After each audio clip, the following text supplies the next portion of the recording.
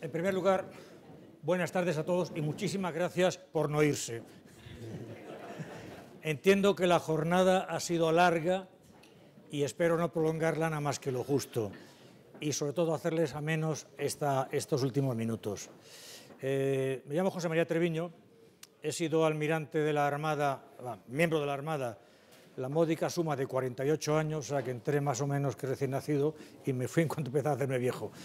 Pero en fin, a lo largo de esos años, pues he pasado casi toda mi vida en submarinos, aunque luego he mandado fragata, dragaminas, he estado también destinado al Estado Mayor, el cuartel militar de la OTAN en Lisboa, y luego fui representante español ante la OTAN y la Unión Europea en Bruselas. Y llegó un momento en que ya volví a mi casa por imperativo legal. Pero mi mujer me dijo, no te quiero ver por las mañanas en casa. Razón convincente. Entonces tuve 10 años trabajando en técnicas reunidas en el sistema AIP del submarino, que es una pena que no haya salido aquí lo de la propulsión por células de combustible, que es un nuevo campo. Cuando hablaba aquí de biodiesel, biocombustibles, ahí me dijeron que el litro de biodiesel son 17 euros. Hemos puesto el grito del cielo porque estaba a 1,50 o 1,70, imaginemos 10 veces más. No sé si eso es sostenible para un buque. Vamos, yo cuando mandaba la fragata Navarra, cada 3 días metía 270.000 litros en mis depósitos. No sé qué eso es más. En fin, vamos al tema que me toca hablar. La verdad, para mí es un orgullo hablar de posiblemente el sabio más famoso y que más cosas hizo en el siglo XVIII español. Me refiero a Jorge Juan, que además de tener en Madrid una calle llena de restaurantes, magníficos por cierto, pues hizo un montón de cosas que ahora voy a revelarles rápidamente. Bien, su empleo final era jefe de escuadra. Tengo que decir que en la Armada nada más que había generales hasta el siglo XX. Yo creo que por matrimonio de Alfonso XIII, como estaba casado con Victoria Eugenia de Battenberg, que era inglesa y allí era admirals, pues nos cambiaron de generales a almirante. Almirante no está mal porque viene del árabe, al-emir al-ma, que quiere decir el señor del mar, bueno, de la mar. Entonces los grados que había eran brigadier jefe de escuadra, teniente general, capitán general. Este se quedó en jefe de escuadra, yo creo que por razones políticas. Él nace en el año de 1713, el día 5 de enero. Y aquí hubo un problema porque 4 días más tarde lo bautizaron no en Novelda, su lugar de nacimiento. Había nacido en el caserón de la familia, que se llama el Hondón, el Fontanet, que era dentro del municipio de Novelda. Su padre se llama Bernardo Juan y Canicia, ya era viudo, y se casó con otra viuda, Violante Santacilia Soler, con lo cual Jorge Juan, cuando nace, se encuentra con 6 hermanastros, más luego este matrimonio tuvo 2 hijos más, o sea, en total eran 9 hermanos. Una cosa complicada a la hora de las herencias. ¿Por qué? Porque el padre se murió 3 años más tarde. Bien, pues a Jorge Juan me lo bautizan en la iglesia de Santa María de Monforte del Cid. Entonces los de Monforte, como el primer documento que hay escrito sobre Jorge Juan habla de Monforte, dicen que es monfortino. Y los de Novelda montan un pollo. Pero claro, los de Novelda, como eran 30.000 contra los 8.000 de Monforte, pues ganan. Entonces es hijo de Novelda. Claro, este hombre se queda al pobre huérfano, y en esa época era huérfano, era bastante complicado porque además la familia, la viuda, se enemista con los hijos mayores por temas de herencia del padre y acaban separados. Ella se va hacia Alicante, los otros se van hacia Osito, total, y este se queda un poco tirado. Solución, lo meten interno en el colegio de los jesuitas de Alicante, que era un magnífico colegio, y está allí hasta los 8 años, que entonces uno de sus 2 tíos, Antonio Juan, lo coge a los 9 años y lo lleva a Zaragoza para que le enseñen los religiosos, pues sobre todo la lengua castellana.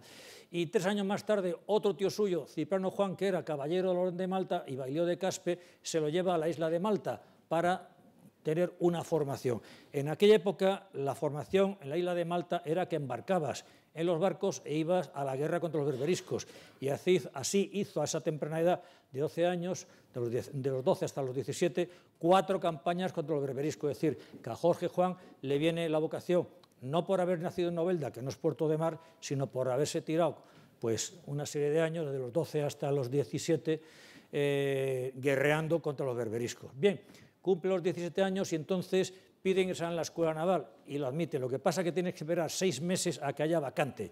Total, que él entra en la escuela naval en 1730. Esta escuela naval había sido creada por Patiño en 1717. Hay que decir que el siglo XIX tuvo dos magníficos ministros, que fueron Patiño y el marqués de la Ensenada. Patiño crea la escuela naval con todos los adelantos modernos, pero también se estaba embarcado. Bien, ingresa en la Real Compañía de Guardiamarina de Cádiz. Ahí había que demostrar también la nobleza por los 4 costados, etcétera, etcétera. Hay que decir que Jorge Juan provenía de la nobleza, vamos a llamarle regional, era de buena familia. Y en la escuela, en la Academia de Guardiamarinas, lo machacan. ¿Por qué? Porque ahí estudian aritmética, álgebra, geometría, trigonometría, astronomía, navegación, hidrografía, cartografía, geodesia, construcción naval, artillería y maniobra. O sea, era una formación científica completísima, que hoy día, gracias a Dios, no ha caído, porque hoy día los caballeros alumnos de la Escuela Naval Militar salen con el título de ingenieros, con el grado de Ingeniería Industrial Rama de Mecánica. Con lo cual, aparte de estudiar las asignaturas propias de ser marino, tienen que estudiarse pues, todo lo que es mecánica, asistencia de materiales, etcétera, etcétera. O sea, no andan mal. Sé que se acuestan a las 3 de la mañana casi todos los días estudiando. Él sobresale en matemáticas, tenía una gran cabeza, y sus compañeros le apodan Euclides. Y además, por sus méritos en el curso, es nombrado subbrigadier de guardiamarinas. Los guardiamarinas en la escuela están organizados por brigadas. Cada brigada la manda un brigadier, que es el alumno más caracterizado, apoyado por un subbrigadier. Bueno, pues se lo hicieron subbrigadier. Era un gran admirador de Newton. En aquella época había que creerse todo lo que se decía desde un punto de vista eclesiástico. Acordaros que casi me fusilan a Copérnico y a todos los astrónomos de la época porque decían que el Sol era fijo y la que giraba era la Tierra, contraviniendo todas las doctrinas eclesiásticas de la época. Luego veremos que contradijo alguna que otra teoría más. Bien, y además de la Europa ilustrada y la corriente enciclopedista, es decir, que tenía una mente científica y le gustaba lo que se podía demostrar. Lo que no se podía demostrar, pues era un camello. Bien. Magníficos profesores tuvo Blas de Lezo, el de Cartagena de Indias, Juan José Navarro, marqués de la Victoria, marqués de Marí, conde de Clavijo. Y en la escuela naval tampoco estaban quietos, en la Academia Naval. En 1731 participa en una expedición a Nápoles para traerse al rey Carlos III, posiblemente el mejor rey que tuvo España, de la casa de los Borbones, mejorando al presente. ¿Qué pasaba? Carlos III pues, no era el hijo primogénito de Felipe V, sino que se va a Nápoles, y yo creo que allí, que en aquella época era española, aprende el oficio de rey, todos los problemas, y cuando viene a Madrid es un rey serio, que se dedica a gobernar, no a cazar ni a otras tonterías. Bien, pues entonces participa en esta expedición a Nápoles y en los 4 años que estuvo alumno participó con el navío Castillo en la conquista de Orán, que fue española bastantes años, y Mazalquivir, hoy se llama Meselquevir. Meselquevir fue el famoso episodio de la Segunda Guerra Mundial, que era la base naval de los franceses de la Francia Libre, y un día llegaron los ingleses y dijeron, os entregáis o os machacamos. Claro, el almirante francés dijo, yo no me entrego a nadie, los machacaron, mataron 2000 marineros franceses en 1940. ¿Qué pasó? Pues a partir de ese momento, la Marina francesa, honradamente creo, que no le cae demasiado bien la Marina británica. Pero bueno, esos son otros temas. Pero vamos, en ese momento era español, y donde los españoles montaron una base, años más tarde los franceses la montaron también. Y además participa en varias acciones contra los piratas berberiscos. En aquella época era una desgracia, es como lo que ha pasado en Somalia. En Somalia hubo una época que ya dije, estando yo en ese momento representante español en la Unión Europea, dijeron, vamos a hacer una operación para intentar contrarrestar lo de los piratas. No podía ser que un cayuco con 7 piratas y 5 Kalashnikov me paraba un petrolero de 300.000 toneladas, pedían 10 millones de dólares o 15 millones y se ingresaban en Londres, que era donde estaban los centros que gobernaban esto, y se les daba. No podía ser. Entonces se organizó esta operación Atalanta de los piratas actuales, que en esa época eran los berberiscos. Bien, con 21 años ya recibe el nombramiento de oficial de la Real Armada. Y aquí ocurre una cosa muy curiosa. Él en ese momento, a los 21 años, era guardia marina, pero se salta 3 grados. Los grados eran guardia marina, alférez, teniente de fragata y teniente de navío. Y se le asciende a teniente de navío, que eso lo contará ahora mi amigo y compañero Marcelino González Fernández, sobre toda la expedición, lo nombraron teniente de navío, para que fuera una expedición a medir el grado de meridiano. Bien, Esta es la casa de Londón en Novelda, que claro, esta casa pues ya tenía más de 200 años y el ayuntamiento le daba un poco de vergüenza cómo estaba y ha contratado una compañía de construcciones para adecentarla. Y creo que dentro de poco se podrá visitar. Aquí está la famosa lápida donde pone que el 9 de enero de 1713, en esta iglesia parroquial, recibió las aguas bautismales el ilustre sabio monfortino, es decir, defiende, y esto está puesto en el año 85, o sea que no está, Jorge Juan y Santa Cilia. Ya vemos que perdieron la batalla. Bien, me salto lo que es el arco de Meridiano, que son 9 años, que lo va a relatar mi amigo y compañero, el capitán de navío Marcelo González Fernández, y cuando acaba esta expedición, pues se va a Cádiz. ¿En Cádiz qué había entonces? Bueno, esto es la Tacita de Plata, que nada más que existía lo que es la península, esto es puerta de tierra y de ahí para allá era campo. Pero en aquel momento pues tenía una importancia estratégica, primero porque era un poco la puerta de salida hacia América junto con Sevilla, pero ir a Sevilla era más complicado, había que remontar al Guadalquivir, aquí no, aquí hay un magnífico puerto. Y lo que es aquí la Carraca, ahí se instaura un poblado naval, la población naval de San Carlos, y ahí es donde luego se va a edificar todo. El Hospital Naval, el Observatorio de Marina, el Cuartel de Infantería, etcétera, etcétera. Hace poco se conmemoró, en el año 2017, los 300 años de la Real Compañía de Guardiamarinas. Hay que decir que esto fue una gran idea, porque anteriormente no había una academia fija. Los guardiamarinas estudian a bordo de los barcos, pero no es lo mismo que tener una enseñanza académica como Dios manda. Ya veremos que Jorge Juan mejoró muchísimo esta enseñanza. Más tarde, inicialmente, el Colegio Naval estuvo en Cádiz, en lo que se llama el barrio del Pópolo, pero como Cádiz cada vez crecía y aquello no daba abasto para tantísima gente, se trasladó a la población militar de San Carlos en 1845, casi un siglo después, y ese Colegio Naval en San Fernando hoy día es la Escuela de Suboficiales. ¿Por qué? Porque en el año 1942, en ese momento, pues los almirantes que mandaban la Armada eran gallegos y se lo llevaron a la Escuela Naval a Marín, con no mucha alegría por parte gaditana. En fin, Marín está bien, pero el clima de Cádiz y el de Pontevedra no es el mismo. Bien, veamos ahora la etapa profesional de Jorge Juan. Sale de la escuela y en el año 34 se va con Antonio de Ulloa a la expedición que va a explicar mi amigo y compañero. Y es ascendido a teniente de navío. Esos 9 años me los salto porque está en América haciendo estos estudios científicos y cuando acaba allí, mira por dónde, tiene una entrevista con el marqués de la Senada, que era ministro de Hacienda, ministro de la Guerra, ministro de Comercio, mandaba todo. Era el hombre de confianza del rey, Fernando VI. Y tenía una magnífica cabeza. Solamente voy a dar un dato. Cuando el marqués de la Senada se hace cargo como ministro de la Guerra, de la Armada también, pues la Armada no se tenía media docena de navíos. Cuando lo deja tenía 49 buques de guerra, perfectamente pertrechados y funcionando. Eso da la idea de este hombre. Bien, entonces él se da cuenta de la valía de Jorge Juan y le encomienda una misión curiosísima. Lo manda de espía. Él considera, marqués de la Senada, que en España, en la construcción naval, no estamos al tope. Le dice, mira, tú te vas a ir a Inglaterra y vas a fusilar todo lo que puedas. Y lo manda de espía allí.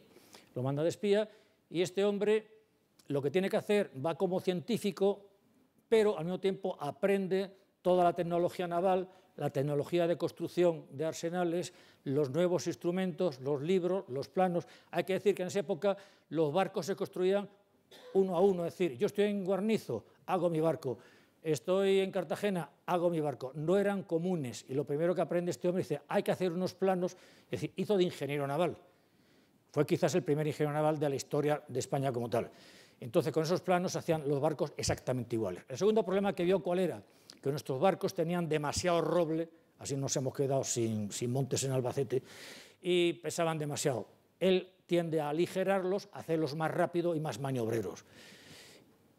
Bien, para ello utiliza 3 seudónimos. Mr. Sullivan como librero, Mr. Monmouth, científico, y Mr. Jaguars como constructor. Era un James Bond de la época, pero en marino. Claro, están a punto de cogerlo. Además tiene un amiguete. Ese amiguete es un cura irlandés, que como buen cura irlandés era católico y odiaba a los ingleses. Se hicieron íntimos. Entonces Lynch, que lleva un montón de años allí, le pasa todo lo que puede y más todavía. Casi pillan a Lynch también y lo linchan. Bien, pues no contento con llevarse todos los planos y copiar casi todo, remite diseños de navío, instrumentos de navegación, piezas de buque de guerra, planos de arsenales y los planos completos de HMS Culver, una fragata, para que no hubiera ninguna duda. Pero tiene que irse, cuando lo van a pescar, pues en el año 50 se van. Tiene poco menos que salir corriendo en el barco mercante Santana, matrícula de Santoña, y se lleva con él a 2 guardiamarinas que él iba de tutor, teóricamente, para que estos guardiamarinas aprendieran, pero era un poco el telón de fondo. Y además se lleva consigo a 4 constructores navales. ¿Por qué? Porque España en ese momento está construyendo arsenales y él no quiere que se pierda la técnica de construcción de los arsenales británicos, y se lo lleva con él. Imagino que bien pagados. 50 técnicos ingleses de los astilleros reales del Támesis, de Bedford y Woolwich, más las familias. Si un arquitecto o algún técnico se lleva a la familia, está contento. Encima llegaron a España, vieron el clima, no tiene nada que ver con el inglés y ya no se fueron de allí. Bien, entonces el marqués de la Ensenada lo pone a dirigir las obras de construcción del arsenal de Ferrol. ¿Allí qué hace? Pues consigue construir 17 varaderos y 2 diques secos, que todavía continúan.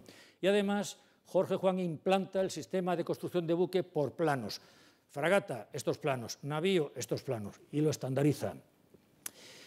Pues si esto fuera poco, en Cádiz, porque este estaba volante, estaba Cádiz, Ferrol, Cartagena.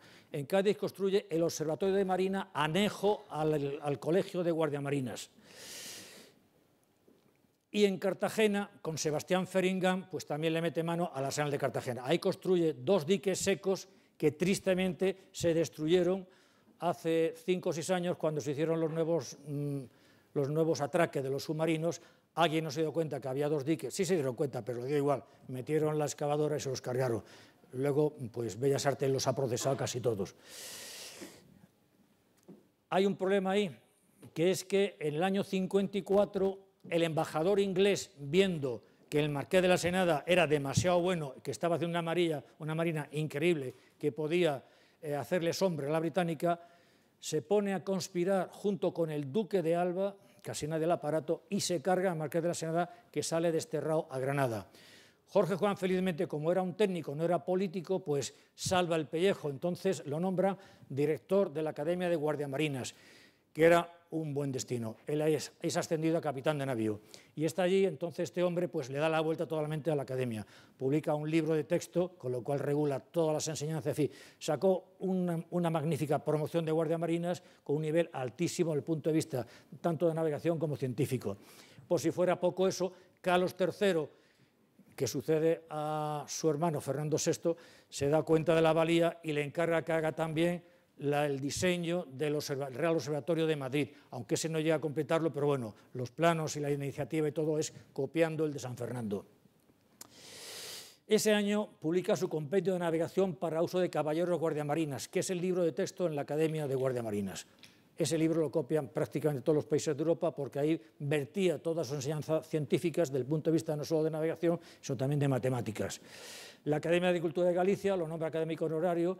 En 1767 es nombrado embajador extraordinario de Su Majestad en Marruecos. Este fue otra faceta pues muy curiosa. Siempre nos hemos llevado, digo siempre, con Marruecos. ¿Por qué? Porque al sultán no le gustaba nada tener a Ceuta, Melilla y los peñones españoles metidos allí. Entonces andábamos siempre de grescas. Entonces el sultán, que se llama también Mohamed como el actual, manda a su embajador a Madrid para que hable con el rey e intentar arreglar la situación. Entonces el rey dice: ¿quién es el tío más espabilado que tengo por aquí? Jorge Juan, a Marruecos. Y lo manda a Marruecos. Es curioso porque en la embajada él se lleva cantidad de presentes, bueno, oro, joyas, espejos, 249 esclavos berberiscos, esos eran los presentes. Voy a arreglarte esclavos que son librados. Llega allí, hay intercambio, se tira 6 meses en Marruecos y al acabar en Marruecos, mira por dónde, consigue un tratado de paz de 19 puntos que no se habían conseguido nunca. Es el primer tratado de paz que se firma entre el sultán de Marruecos y España, y eso se le debe a Jorge Juan también. Al final de sus días, bueno, pues Carlos III lo nombra director del Real Seminario de Nobles de Madrid. ¿Eso qué era? Bueno, era una especie de Eton británico, pero lo había llevado a la Compañía de Jesús. La Compañía de Jesús, cosa extraña, la echan otra vez, es decir, no sé qué demonio han hecho los jesuitas, que casi siempre lo han expulsado, la pasa como los judíos.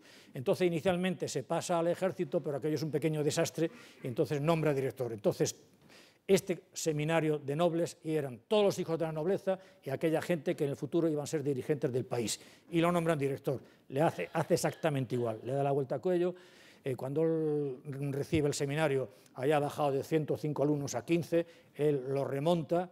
Cuando él muere 3 años más tarde ya tiene 85, es decir, que lo hace perfectamente, y era el nivel más alto de enseñanza en España. Aquí vemos el plano de la fragata de Jorge Juan.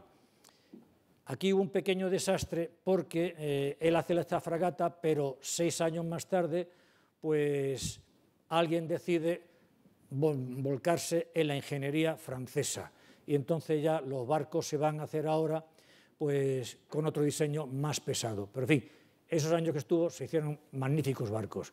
Aquí está el Observatorio Astronómico de Madrid, que para el que no lo sepa está pegado, está entre Parque Botánico y el Jardín del Retiro. Este Observatorio de Marina, vemos que tiene un bastante parecido.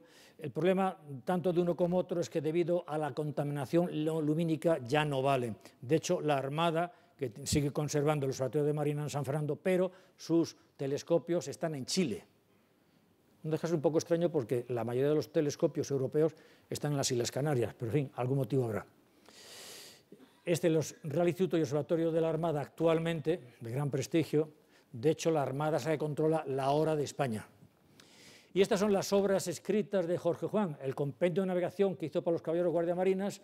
Luego hizo un examen marítimo teórico-práctico, esta es su máxima obra, que es un tratado de mecánico. Este es un libro de texto para ingenieros navales, es el primero que hay en España, y es traducido al francés y a varios idiomas, dada la experiencia de este hombre y la valía.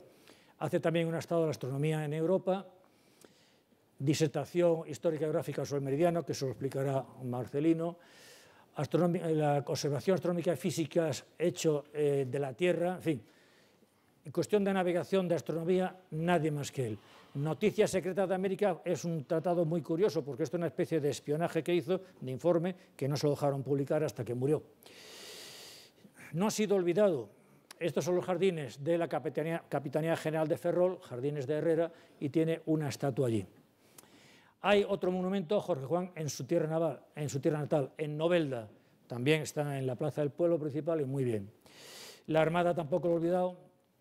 Y el Colegio Mayor de Universitarios en Madrid se llama Jorge Juan, el de la Complutense. Está en la ciudad universitaria, lógicamente. Conclusiones de todo esto, muy rápidamente. Jorge Juan fue el máximo exponente científico español del siglo XVIII. No hay otro que lo iguale. Fue el Newton de la época. Llegó al empleo de jefe de escuadra de la Real Armada, es decir, sería el equivalente a vicealmirante hoy día. Dominaba la ingeniería naval, arquitectura, navegación y hidrografía. Hoy hubiera entendido todas las charlas, incluso la de pesca, porque en el tratado con Mohamed en Marruecos consiguió un tratado de pesca para pescar libremente en las aguas marroquíes, algo que no se consigue hoy día. Modernizó la Armada, la construcción naval y la enseñanza. Contó con el apoyo del Marqués de la Ensenada, Fernando VI y Carlos III. Hay que tener buenos padrinos. Hoy día, tristemente, no es así. Los que nos gobiernan, pues ojalá tuvieran un Jorge Juan, porque estamos viendo que aquí el nivel está un poquito más bajo. Bien, y no digo nada más. Las obras más importantes son el Arsenal de Ferrol, el Observatorio de Madrid Cádiz y, por supuesto, también el de San Fernando y Cartagena. Medición del grado de meridiano en Ecuador, que fue una obra increíble, que ahora nos explicarán detenidamente. Creó la Asamblea Amistosa Literaria de Cádiz. ¿Qué pasó aquí? Él quiso crear una Real Academia de la Ciencia y no le dejaron.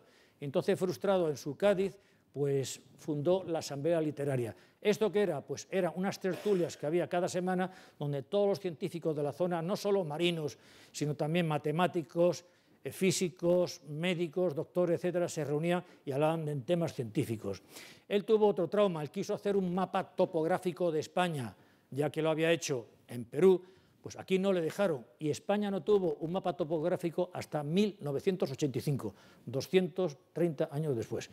Bien, sus honores pues tuvo todo: caballero de la Orden de Malta, comendador de Aliaga, director del Seminario de Nobles, embajador en Marruecos, conciliario de la Real Academia de San Fernando, miembro de la Real Academia de Berlín, París y Estocolmo. Todos estos reconocieron su valía. Miembros de la Royal Society de Londres, y sus restos están en el Panteón de Marinos Ilustres en San Fernando, en el poblado naval, junto con los de sus compañeros, y en este caso jefe, Ensenada. Una atención por parte de la Administración española fue: el último billete de 10.000 pesetas lleva la efigie de Jorge Juan. Con anterioridad había tenido un sello de 15 pesetas y posteriormente un sello de no comenta. De eso también nos puede hablar Marcelino, que es la persona que más sabe de sellos de la Armada. Y muchísimas gracias por la atención, espero no haberles aburrido.